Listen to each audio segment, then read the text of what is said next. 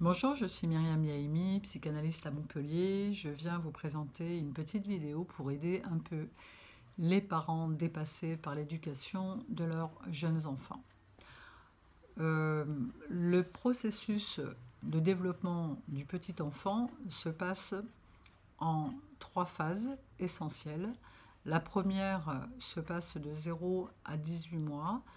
Le petit enfant, le nourrisson, est dans une période où il est totalement soumis à la mère.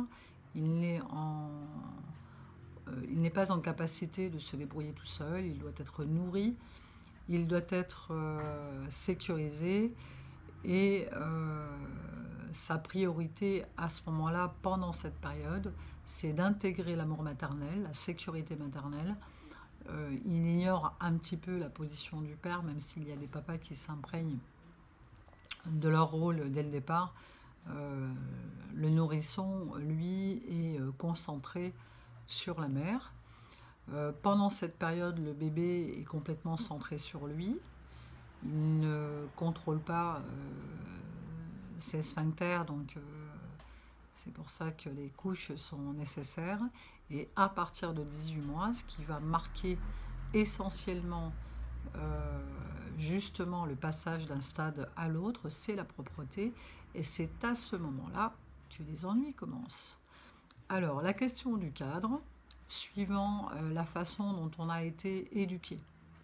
Il y a les jeunes parents ou les parents qui sont issus d'une éducation très très stricte, qui vont se proposer deux possibilités, c'est-à-dire où à leur tour ils imposent un cadre très strict à leurs enfants, ou alors ayant souffert ce cadre, ils vont proposer un cadre très très lax qui malheureusement n'aura pas de bonnes conséquences.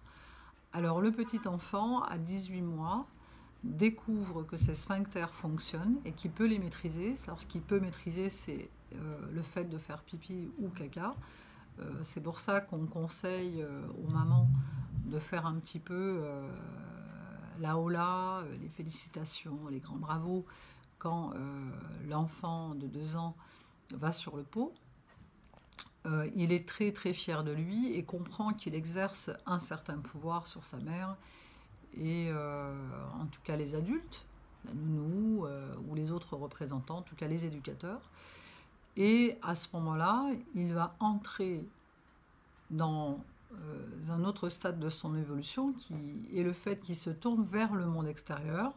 Dans la première partie, de 0 à 18 mois, il est totalement tourné vers la mère et à partir de 18 mois, il se tourne vers le père, vers le monde extérieur. Donc c'est ce qu'on appelle le stade de l'opposition, le stade de la maîtrise ou le stade du non. Alors ceux qui ont des enfants entre 2 et 4 ans comprennent bien l'appellation stade du non parce que le non est à toutes les sauces. Hein. Mets tes chaussures non, mets ton manteau non, mange ceci, cela non. Donc c'est une manière pour l'enfant de se différencier et de se positionner un petit peu à l'extérieur de la mère pour commencer à expérimenter un peu le monde extérieur et découvrir un peu ce qu'il peut lui apporter. Pendant cette période de 5 ans, il se passe une chose extrêmement importante, c'est l'élaboration du surmoi. Alors en psychanalyse, cette instance qu'on appelle surmoi, qui est très trouble pour les gens qui ne connaissent pas les termes techniques de la psychanalyse, c'est un petit peu la construction du gendarme intérieur ou de la loi intérieure, ce qu'on est censé savoir à propos de ce qui est autorisé de faire ou pas. Alors évidemment, pendant toute cette période, on est censé dire toute la journée, ne touche pas ci, ne touche pas ça, fais pas ci, fais pas ça, c'est maman qui commande, c'est papa qui commande, etc., etc. Donc on fait découvrir à l'enfant qui découvre le monde l'existence d'une loi. La vérité, c'est qu'on ne peut pas faire croire à nos enfants que la loi n'existe pas pour la simple et bonne raison que la loi existe tout court et elle est valable et présente pour nous adultes, que ça soit le code de la route, que ça soit la phrase qui détermine un peu tout ça, c'est nul n'est censé ignorer la loi. Donc tous, on sait à peu près ce qui est autorisé à faire ou pas. Donc l'enfant, lui, étant totalement neuf de ces règles-là, on est censé, c'est notre rôle en tant que parent, de leur apprendre ce qui est autorisé et non autorisé, et pour qu'à un moment donné, ça soit intégré comme ça l'est chez nous, adultes, il faut le répéter du matin au soir, et il faut mettre en place un système de sanctions, comme pour les adultes, c'est-à-dire que si vous grillez un feu et que vous faites attraper ou que vous faites un excès de vitesse, vous avez une amende. Si vous ne payez pas votre amende, elle est doublée, etc. etc. Et si vous commettez un grave délit, vous irez en prison. Donc on ne peut pas faire croire à nos enfants que la sanction n'existe pas. C'est pour ça qu'elle doit exister depuis le plus jeune âge, et en l'occurrence à l'établissement du cadre. Alors pour les tout petits, il y a un mode de punition qui est très facile. C'est ce qu'on appelle le coin des vilains. Alors vous choisissez... alors moi j'aime bien aussi la chaise à réfléchir, une petite chaise d'enfant tournée contre un mur blanc, un mur où il n'y a pas d'inscription, il n'y a rien de divertissant en tout cas. Et comme l'enfant est très centré sur lui, le fait de le mettre face à rien du tout et de lui stipuler qu'on n'a pas envie de lui parler ou on n'a pas envie de le voir parce qu'il n'a pas écouté ou qu'il a transgressé, est une bonne solution. Alors souvent des parents partent un peu défaitistes en me disant mais il ne restera pas au coin. N'oubliez pas qu'il s'agit de crédibilité. Si vous n'êtes pas crédible et si vous ne croyez pas vous-même à votre punition, l'enfant n'y croira pas non plus. Donc il suffit juste d'être ferme. Quand je dis ferme, ça ne veut pas dire forcément monter le ton et le volume, puisque crier est quand même un aveu d'échec, et que quand on est bien assis dans son autorité, il n'est pas nécessaire d'hausser le ton. L'enfant a très bien compris que vous ne plaisantiez pas. Donc la sommation pour moi, elle est de mise, c'est-à-dire qu'on est censé prévenir l'enfant que s'il n'écoute pas ou s'il transgresse, il sera envoyé au coin des vilains ou privé de ceci ou privé de cela. À partir de là, comme il est prévenu, lui doit faire ce choix de transgresser ou pas en conscience. Et l'important, c'est vraiment de faire ce qu'on a dit et de dire ce qu'on va faire. L'enfant, lui, s'en tiendra à votre crédibilité toujours, peu importe l'âge qu'il aura.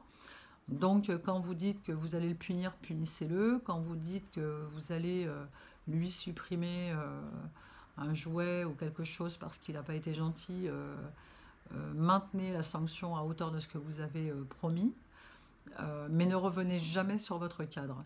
Le cadre fonctionne exactement comme le code de la route, c'est-à-dire que le code de la route n'est absolument pas fait pour nous embêter ou pour nous stresser ou pour nous ralentir. Il est fait pour nous sécuriser uniquement et faire en sorte qu'on puisse circuler en voiture, en vélo, en scooter ou autre, dans la sécurité, c'est-à-dire à savoir l'organisation du code de la route est faite pour qu'on ne soit pas en danger, et l'organisation du cadre parental est aussi faite pour sécuriser l'enfant. On a beaucoup de cas d'hyperactivité qui ne sont que la conséquence d'un cadre qui est trop fluctuant. La fluctuance du cadre est une catastrophe pour l'enfant. On ne peut pas lui dire le lundi c'est autorisé, le mardi la même chose est interdite et le mercredi finalement c'est autorisé. Dès que vous revenez sur votre cadre, le cadre est annulé et vous repartez de zéro. C'est pour ça qu'il y a des parents qui ne s'en sortent pas. Alors aujourd'hui, il faut savoir que la fessée est interdite, que le châtiment corporel est interdit. Donc, et en plus, les gens qui finissent par craquer et mettre une fessée au tout petit sont ceux qui veulent toujours éviter ce genre de situation et qui se culpabilisent simplement de dire un non. Donc c'est ceux-là qui vont être amenés par dépit à mettre des fessées et à le regretter davantage par la suite, ce qui va donner de la culpabilité aux parents et du coup un manque de crédibilité sur le cadre à nouveau. Donc je vous conseille vivement d'être ferme, constant, rassurant, et l'autonomie des tout petits entre 2 et 5 ans n'est pas une bonne idée, dans le sens où qui dit autonomie dit responsabilité, et quand on est tout petit, on n'a pas envie d'avoir des responsabilités, et même quand on est adulte, c'est compliqué. Donc, tant qu'un enfant entre 2 et 5 ans a des parents qui savent exactement ce qu'il mange, comment il doit s'habiller, ce qu'il doit faire, etc., c'est complètement intégré par l'enfant comme de la sécurité, c'est-à-dire mes parents savent exactement ce qui est bon pour moi, donc je peux me détendre. Si jamais vous commencez à l'âge de 2-3 ans à demander à votre enfant ce qu'il souhaite manger, remettez-vous dans une situation où vous êtes au restaurant, où vous devez choisir sur la carte, alors déjà que ça nous demande de faire le deuil de tout ce que l'on ne va pas manger. L'enfant est encore plus en panique parce que c'est pas possible que dès tout petit, il puisse prendre des décisions aussi massives qui sont fondamentales dans la vie d'un humain. On ne peut pas donner des responsabilités comme ça. La seule responsabilité, le seul choix que l'enfant doit faire, c'est à quoi il joue. Mais sur l'heure du sommeil, c'est pas lui qui décide. L'heure de passer à table, c'est pas lui qui décide. Il faut être une bonne fois pour toutes rigide entre 2 et 5 ans, et je ne parle pas d'autoritarisme, c'est-à-dire l'excès d'autorité ne mène à rien du tout, à part de la frustration et de la souffrance chez l'enfant. Je parle bien d'autorité. L'autorité, c'est le cadre juste, pas l'autoritarisme, c'est pas le pouvoir pour le pouvoir. Et à chaque fois que vous serez dans la culpabilité d'imposer un cadre ou une punition, votre enfant le sentira et vous le fera payer. C'est-à-dire que ce qu'il vous le demande, c'est d'être rassurant, c'est pas de faire tout pour être aimé. Un parent qui fait des efforts dans le sens d'être aimé par son enfant n'est pas un adulte, c'est un parent enfant. Et un enfant n'a pas envie du tout d'avoir un parent enfant, il a envie d'avoir un parent adulte. Sinon, il va se sentir en insécurité et il va se mettre au même niveau que vous.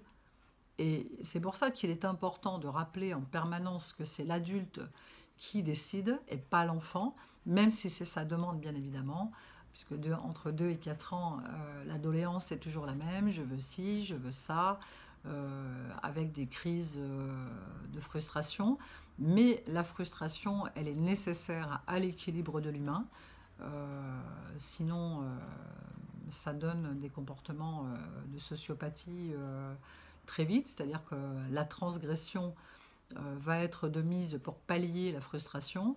Or, quand on a un enfant à qui tout est donné avant même qu'il le demande, ce qu'on appelle les enfants rois, quand on fabrique un enfant roi, tout puissant, lui va se sentir inconsciemment extrêmement insécurisé et il le fera payer à ses parents. C'est-à-dire que là, on va entrer dans un système de tyrannie et de sadisme qui va faire qu'il fera payer à sa mère et à son père le fait de ne pas être sécurisant. Et ça ne fabrique pas des personnalités qui sont dans la compassion, dans l'empathie, le partage. Ça fabrique des personnalités dans le pouvoir uniquement et l'absence de frustration, ce qui n'est pas bon pour le fonctionnement social et la vie sociale.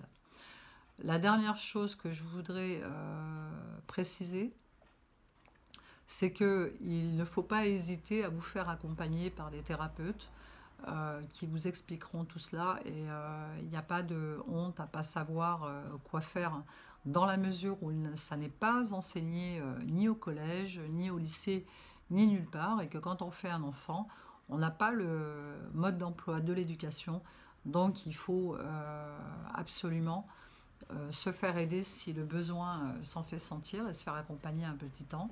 Il y a aussi de très très bonnes lectures, dont le livre que je conseille de Aldo Naouri sur l'éducation. Et si vous avez besoin aussi, il y a des vidéos comme la mienne sur YouTube. Je vous souhaite une bonne journée et à bientôt.